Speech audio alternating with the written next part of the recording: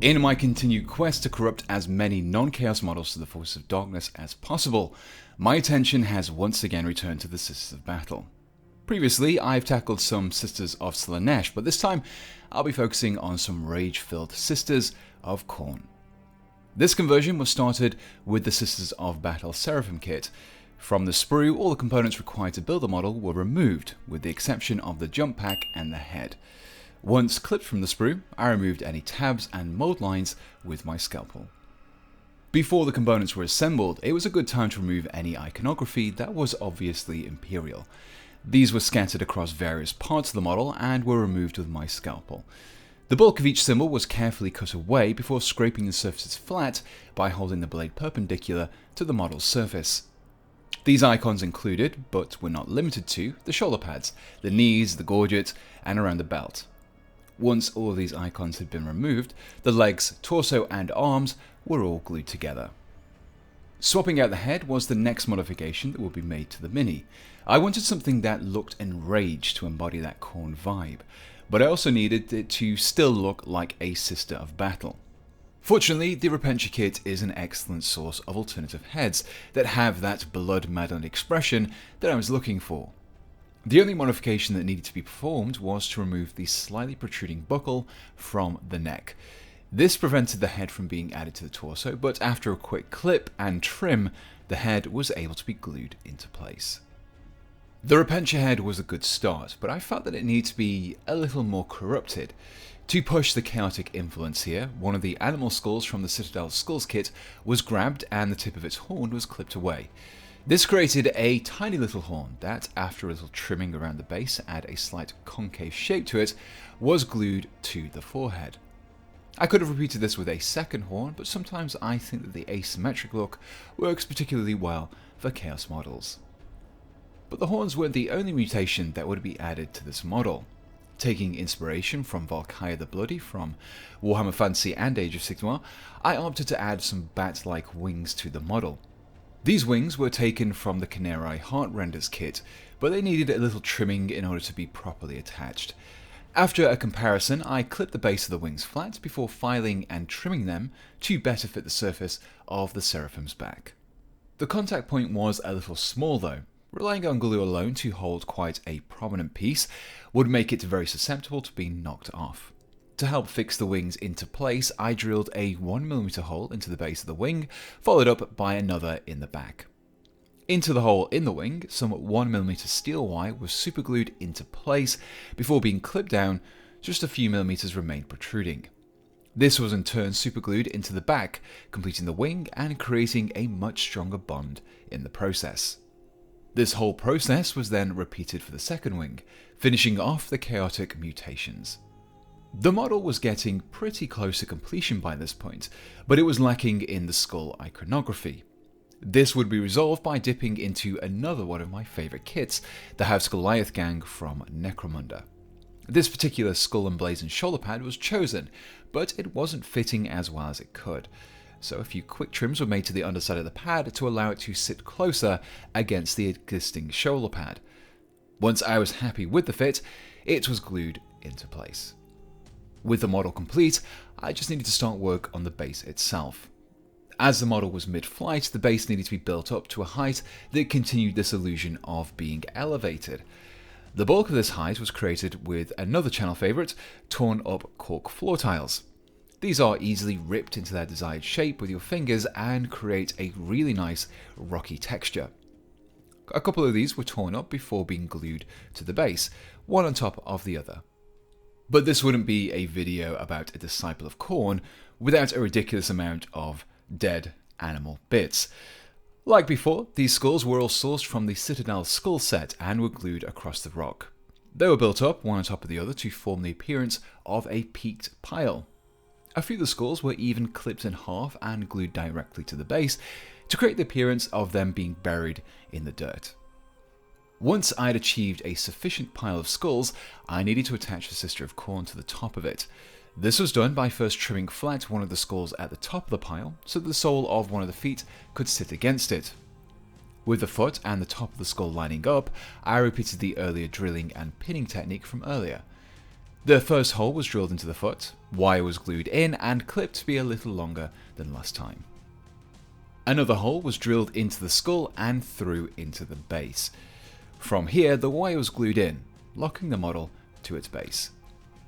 The final step before painting was to just block out some of the gaps in the base with a little texture. I chose some of Vallejo's earth texture and just liberally applied it over the empty spots of the base. This allowed me to create a realistic looking earth texture really quickly and really easily. But before we get to the painting, I want to thank Surfshark VPN for sponsoring this video. The internet can be a bit like the warp. It's a good way of getting to what you need, but there are a lot of nasty demons out there looking to take your private information and your souls. But you can navigate with your own Gala field using Surfshark VPN or Virtual Private Network. You can start websites from tracking your info and selling targeting ads to you. Nothing is creepier than when you have a conversation about some Vermillion ale and it starts suddenly popping up in your ads. Plus, with Surfshark's Alert ID protection, you'll get an alert when a nefarious keeper of secrets is trying to break into your email. But one of my favorite features of Surfshark is that you can see content not available in your area. You want to get some inspiration for your Tyranids by watching Starship Troopers, but it's not available in your country? Well, switch your location to Canada and boom, it's right there on Netflix. So, if you want both protection and freedom online, click the link in the description and use code TheWargamer. It not only gives you a huge 83% off the regular price, but also 3 months of service totally for free. Surfshark offers a 30-day money-back guarantee, so there's no risk to try it out for yourself. Once again, a big thank you to Surfshark for sponsoring this video. I began the painting process by priming everything black. I used an airbrush for this along with some of Vallejo's black primer. This primer would create a better surface to paint on and would also help to contribute to the zenithal shading I'd be performing in the next step. Zenithal shading is a great way to add a little extra realism to your highlights and shadows by lighting up the areas you'd expect to light naturally fall upon. It involves taking a white paint, such as Tamiya XF2 white that I used here, and thinning it in an airbrush with some airbrush thinners. You're looking for a consistency that is not too dissimilar to milk here. I lightly sprayed this mixture onto the model from above, meaning that the paint formed only on the upper surfaces and left the undersides and recesses as the base black primer, mimicking the shadows and brighter surfaces created by a natural light source. To benefit from the zenithal shading, I would need to airbrush the base colours onto the model. To create the iconic red colouring of Khorne, I opted to use the incredibly rich dark vermilion from Vallejo. Like with the white, this was thinned out and sprayed lightly across the whole of the armour and the wings. By just applying thin layers, they remained slightly translucent and allowed the gradients below to show through. After applying a couple of thin layers, the red was looking vibrant at the points where I'd applied the white earlier, and looked darker and more shaded in the recesses. This compounded to make the model look much more realistic than simply applying block colours. I had made a good start with the shading, but I felt I could push the red a little further by applying some Vermillion. This was thinned and applied through my airbrush, but this time it was only targeted onto those upper surfaces and kept away from the recesses. This simply helped to intensify the red and resulted in a much more vivid colour. And with that, the airbrushing was completed and I could make a start on the armour and wings highlights. A lighter version of Vermillion was created by mixing some ice yellow into it. I chose ice yellow rather than white as I wanted to push the colour more towards a peachy colour rather than a pink. This mixture was painted mainly across the hard edges. By applying a fine line of lighter shade, it helped to accentuate some of the details and create a stronger contrast against the darker shadows in the recesses. However, there were also a few flatter surfaces that were painted with a mix too. The trick here is to create a thin mixture. About 3 parts water to 1 part paint is good for a thin glaze. The glaze was painted onto those areas that were airbrushed with the Vermillion in the last step, but it was focused onto a smaller area. This just helped to continue that lightening gradient. The highlights were built upon by adding yet more eyeshadow into my mix to create an even lighter paint. This was used to pick out some of the corners and more prominent points and simply made these details stand out and look much sharper. For the skin on the wings, I highlighted them slightly differently. Using some brown rose, a few thin lines were applied so that they ran perpendicular from the edges of the wings. After applying a few of these, it helped to give a ragged and more organic appearance to the wings, while still breaking up the flat surfaces. The skin of the wings was blending too much into the colour of the armour, so it needed a glaze to adjust it a little. This was created by mixing some of the Citadel contrast paint Sigvald Burgundy into some contrast medium. This reduced the strength of the mix, which meant that when applied to the skin, it just subtly gave the surface a slightly darker, slightly more purplish hue. With the armour completed, some of the other areas could be focused on. The first of these were the black areas, which covered quite a few spots. These included the leather across the torso, the loincloth, the pipes, the claws on the wings, and the stock of the bolters. All of these areas were tackled with some black grey with just a little water mixed in to help with the flow of the paint. For the leather on the torso, the loincloth, and the wing claws, I chose to give the surfaces a greyish blue tone.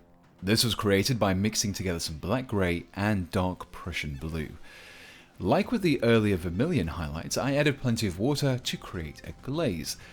This paint was applied over the black grey, but the recesses were left dark to create the appearance of shadows. The paint was built up over a few layers, leaving each layer to dry fully between applications. The blue-grey mix was lightened by adding in a little ice yellow, and this was used to push the visibility of these details with a combination of more glazing and some edge highlights. Feel free to go in even further with these if you wish, just add in more ice yellow to your mix. The techniques used over the black areas were repeated when I tackled the brown leather of the gloves. This time around though, I base coated it with some flat brown. Rather predictably, some ice yellow was added for the first layer and highlight, followed by even more ice yellow being added to the mix for the most extreme highlights of the gloves' edges. This brought me to painting the metal areas. I opted to ditch the Vallejo range for this and instead reach for my favourite metallics, those from the Pro-Acryl range. To tackle the areas of steel, I began with a base coat of some dark silver. These areas were then highlighted with the much brighter silver. It couldn't be a Khorne model without a little bit of bronze, so naturally I grabbed some of PA's bronze. This was applied across the small trinkets, the skull and the shoulder pad, and the spiked band around the ankle. The edges of these bronze areas were then highlighted with light bronze. Following this step, I made sure to swap out my paint water just to prevent any cross-contamination of metal flakes into my other paints. There were still a few remaining black areas which hadn't been highlighted yet. These included the bolter stocks and the pipes. I created a lighter grey mix than the base coat by just adding in a little white and used this to edge highlight those remaining areas.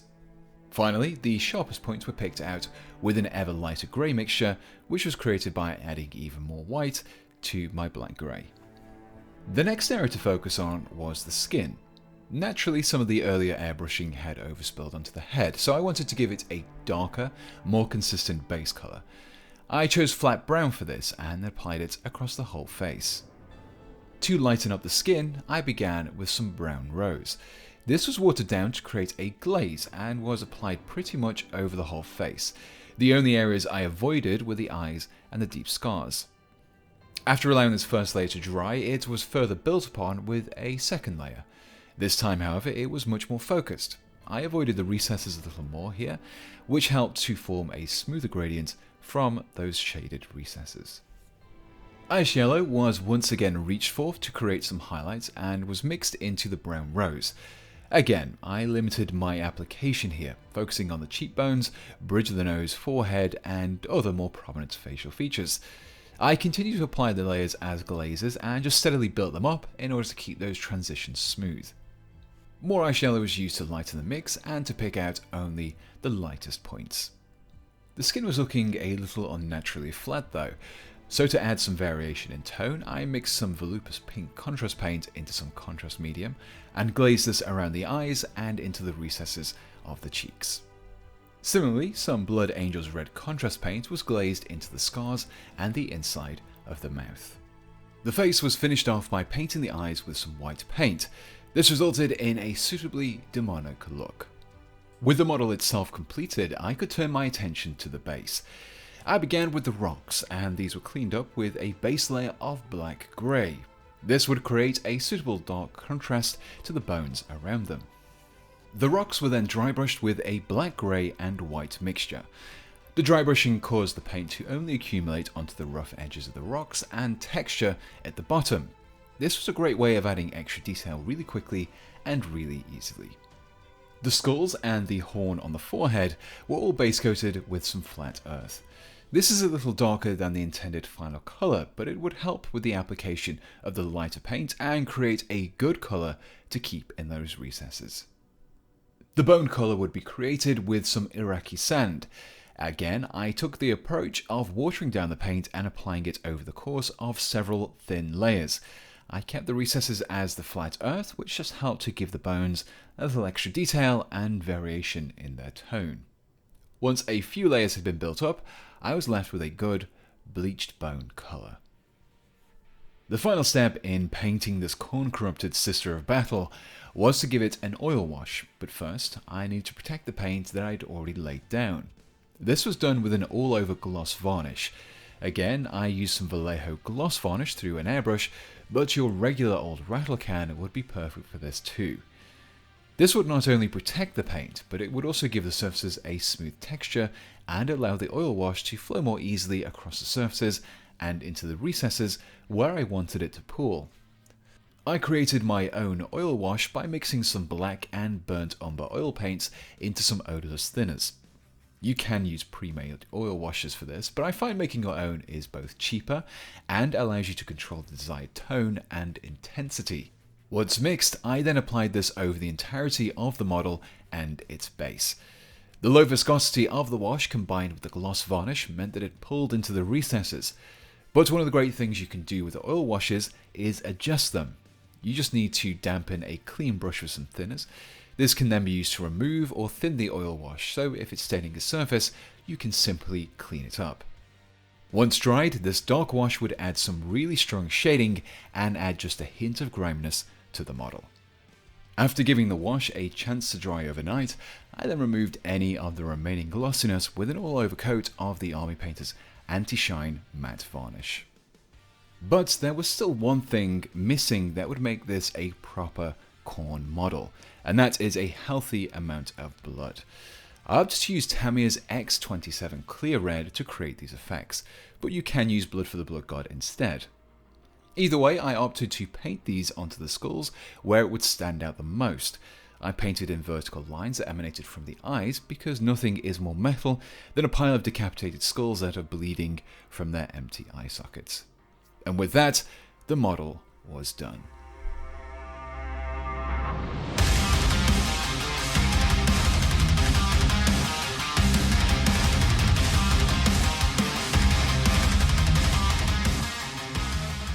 And here we have the completed Sister of Khorne.